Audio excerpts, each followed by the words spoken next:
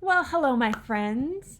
So, if you try to do personal brand photography pricing the same way that you have been doing portrait or commercial pricing in the past, you're totally going to struggle to book any personal brand photography clients.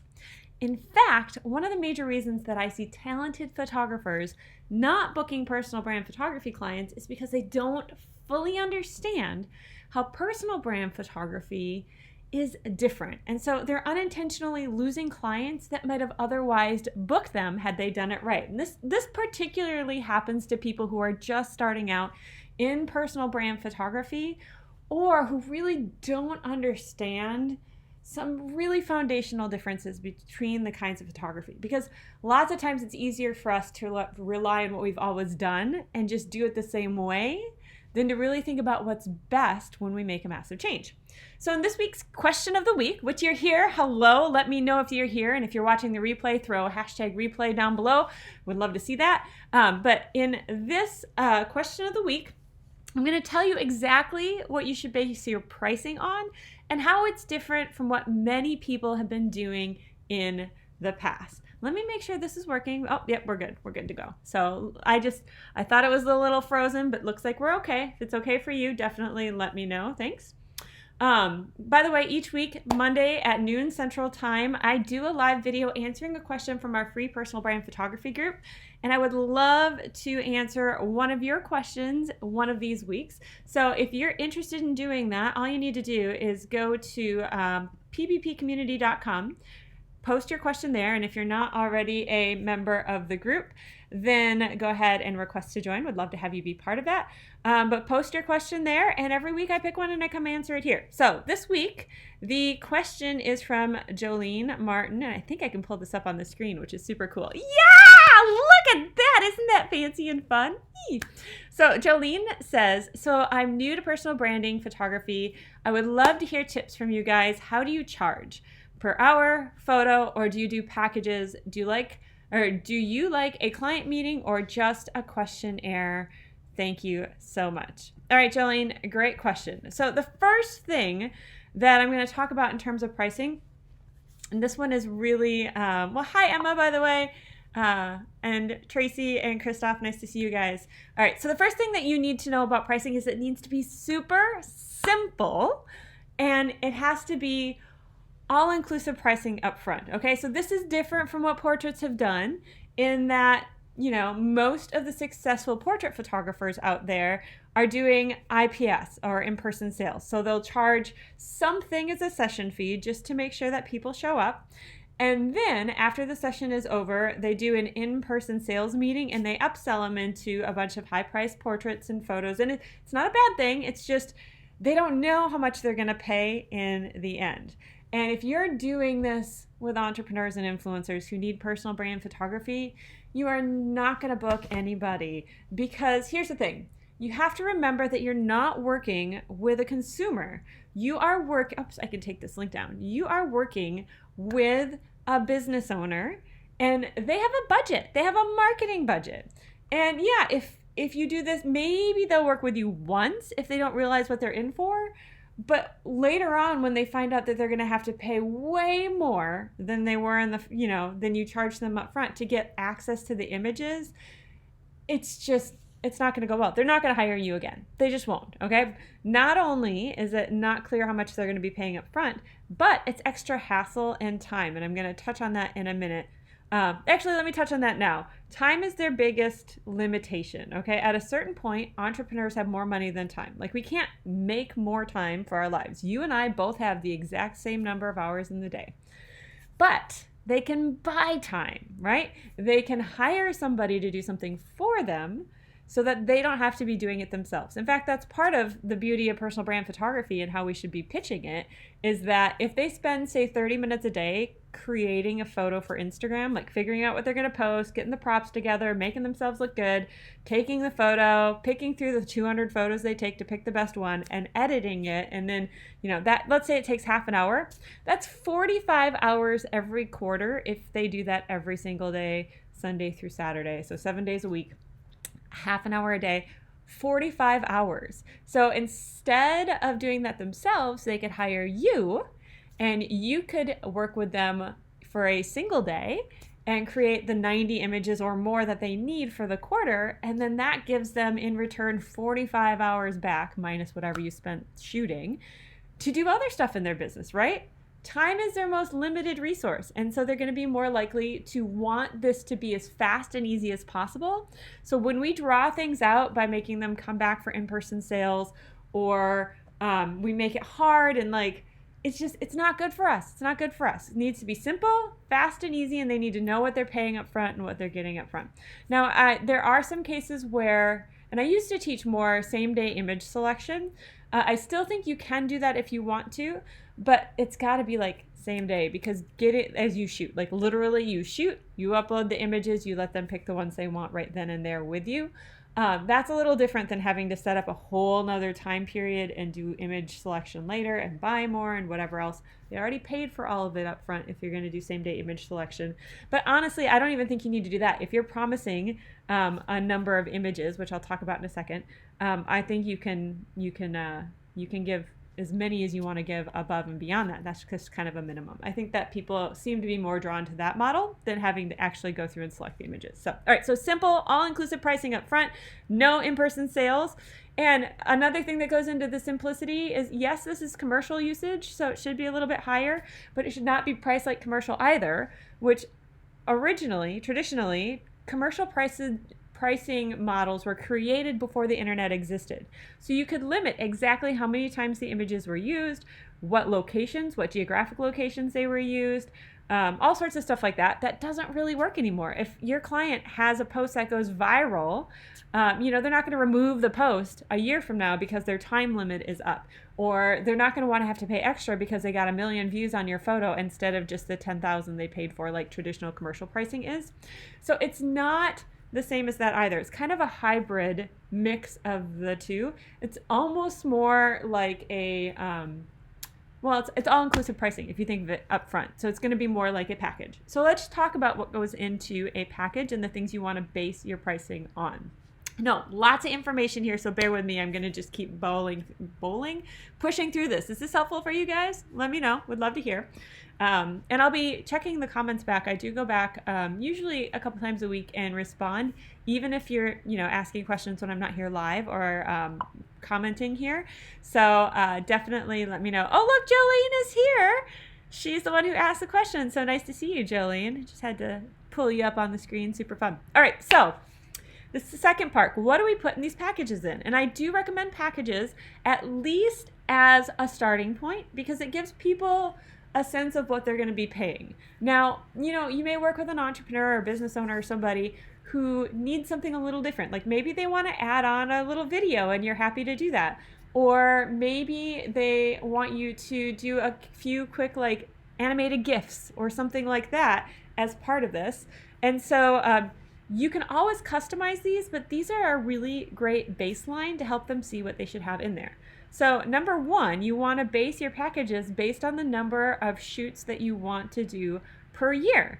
Now, if you're new to personal brand photography, you might not realize or have thought about the fact that entrepreneurs and influencers need a steady stream of images year round, especially if they're on a platform like Instagram, where they may be posting an image every single day. Now, it's good for more than just Instagram, but it's a really easy example to use right now, and it's super popular. So I'm using that as an example right now, okay?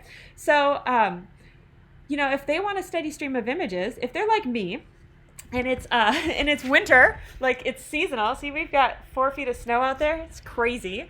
I want to be using different images in winter and spring and summer and fall and all the seasons. I don't want snowy images year round. So, but I do want them sometimes in winter, right? For some of the promos I do in winter. So I want new photos every quarter. Many of your clients, potential clients, may want images every quarter, maybe every month. Maybe they do monthly promotions and they want to have fresh images every month of their new products and such. That should be the first part, is how many sessions are you going to include in a single package, okay? And how awesome is that to get repeat clients, right? So it's a really big benefit if you haven't thought about that. Definitely think about having recurring clients and the number of shoots you're going to do per year. And the more you're going to work with somebody, the more you can kind of cut down your pricing a little bit, because you don't have to worry about like spending all that money on marketing and all the time trying to find somebody, all that time getting to know them and their business and what they need. Like the longer you work with somebody, the faster and easier it becomes. And so you can actually give them a little bit of a lower price point for booking with you long term. By the way, I wasn't going to talk about this, but I'll mention it. If you don't have a contract for how you would get a basically set this up so that you can have them sign a contract for all those sessions, for like one contract for the entire year or for 2 solid years, you can go to personalbrandcontract.com. Could somebody type that in? Tracy, maybe you would do that, or anyone else here. I don't have a little fancy link for the screen because I wasn't thinking about sharing that, but I should probably make one. I have a contract bundle that I worked with a lawyer to create that has it's got 4 different things in it. It has a personal brand photography contract template specific to personal brand photography, and there's 2 versions of it. One version is for a single session. The other version is for this recurring type of session where they're going to have several sessions with you over the course of a year or 2 years or whatever it is you want to have in there. Plus, by the way, you get all my policies and everything written out in there. Like, it's so filled with information. You're going to find it really helpful. So thank you, Tracy. You're amazing. I'll put that right up on the broad thing here. Look at how helpful Tracy is. Definitely a super fan. Personalbrandcontract.com. And thanks for spelling it right. You're awesome. All right. So you get the single session, you get the recurring client session version, and then you get 2 model releases as well. One for minors and one for adults. So that's all in there ready to go. You can get it there if you want. Kind of a side note. And then, so you need to know, number 1 in your packages, how many shoots per year you're going to do, or how long you're going to also be working with them. The second thing is you're going to want to know how many images are they going to want to have in every single shoot. So for many people, it could be 60, could be 90, could be more. And I would consider this a minimum number of images that you're going to deliver to them. So 60 images would basically be 1 a day for every business day for 3 months. 90 images is every single day, Monday through Friday. Pretty close. Or maybe they need a lot more, or maybe they need less. Maybe they're just doing a website refresher and they just need 12 photos, and that's all they're going to need for this. So you need to know like what you want your packages to be based on. Generally, I'm going to recommend 30, 60, 90 or unlimited. Maybe even 60, 90 unlimited. So that's what seems to be most popular, but I would use those as a minimum. And then the final thing that I do recommend you base your pricing on is not hours, because again, unlike wedding photography where more hours means they get more coverage and it's a better thing, more hours to an entrepreneur is not always a good thing. If I can get the photos I need in 2 hours instead of 8 hours, I want 2 hours, right? And so I'm less concerned about the amount of time that I'm getting, and I'm more concerned about the expertise, the planning, and the number, like the deliverables, what I'm going to be getting from you. Like if you could do it faster, that's even better. So don't put time in there as a benefit to them. You can put time limits on it, saying up to 4 hours, up to 8 hours, whatever.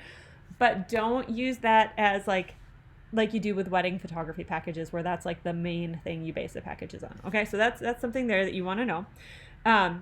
But the thing that I do base it on, number of images, number of shoots, and the number of stories that you're going to want to do. Now, if you're new to personal brand photography or haven't been around the movement that I've been leading, you may not have thought too much about stories and how they incorporate into personal brand photography.